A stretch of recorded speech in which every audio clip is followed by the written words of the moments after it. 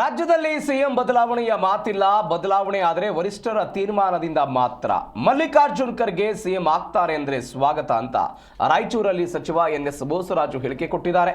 ಅವರು ಅನುಭವಿಗಳಿದ್ದಾರೆ, ಉನ್ನತ ಸ್ಥಾನದಲ್ಲಿದ್ದಾರೆ. ಸೋನಿಯಾ ಗಾಂಧಿ ತೀರ್ಮಾನ ಮಾಡಿದರೆ ಖರ್ಗೆ ಸಿಎಂ ಆಗ್ತಾರೆ ಅಂತ ಸಚಿವ ಎನ್ಎಸ್ ಬೋಸರಾಜು ಹೇಳಿಕೆ ಕೊಟ್ಟಿದ್ದಾರೆ. ಎಲ್ಲ ರೀತಿ ಸಂಪನ್ಮೂಲಗಳ ಕ್ರೋಢೀಕರಣದಲ್ಲಿ ಕರ್ನಾಟಕ ಈಸ್ ನಂಬರ್ ಒನ್. ರಾಷ್ಟ್ರೀಯ ನಮ್ಮ ಏನು ಮೋದಿ ಸರ್ಕಾರ ಎಲ್ಲ ರೀತಿಯಾದಂಥ ಮಲತಾಯಿ ಧೋರಣೆ ತೋರಿಸ್ತಾ ಇದ್ದಾರೆ. ಅವ್ರು ಹೇಳಿರ್ತಕ್ಕಂಥದ್ದು ಯಾವುದೇ ರಾಜ್ಯಕ್ಕೆ ಸಹಕಾರ ಕೊಡ್ತಾ ಇಲ್ಲ. ಎಲ್ಲ ಮಾಡಿದ್ರೆ ಸಹಿತ ಇವತ್ತು ನಮ್ಮ ಸಂಪನ್ಮೂಲಗಳ ಕ್ರೋಢೀಕರಣ ಜೊತೆಯಲ್ಲಿ ಉತ್ತಮ ಆಡಳಿತ ಕೊಡೋದ ಮುಖಾಂತರ ಇವತ್ತು ಕಾಂಗ್ರೆಸ್ ಸರ್ಕಾರ, ಸಿದ್ದರಾಮಯ್ಯನವರು ಹಾಗೂ ಡಿ ಕೆ ಶಿವಕುಮಾರ್ ನೇತೃತ್ವದ ಸರ್ಕಾರ number one state in the entire country. ಎರಡು ನಾವು ಗೆತ್ತೀವಿ ಅಂತ ನಮ್ಮವ್ರಿಗೆ ಅಸೆಸ್ಮೆಂಟ್ ಅದ, ಎರಡು ಗೆತ್ತೀವಿ. ಏನೇ ಆದರೂ ಸಹಿತ ಅಲ್ಲಿಂದ ಏನು ಪರಿಣಾಮ ಆಗೋದಿಲ್ಲ. ಗೆದ್ದರೆ ನಮ್ಗೆ ಇನ್ನೂ ಹೆಚ್ಚಿನ ಉತ್ಸಾಹ ಸಿಗ್ತದೆ. ಗೆದ್ದಲೇಬೇಕಾಗ್ತದೆ, ಗೆತ್ತೀವಿ.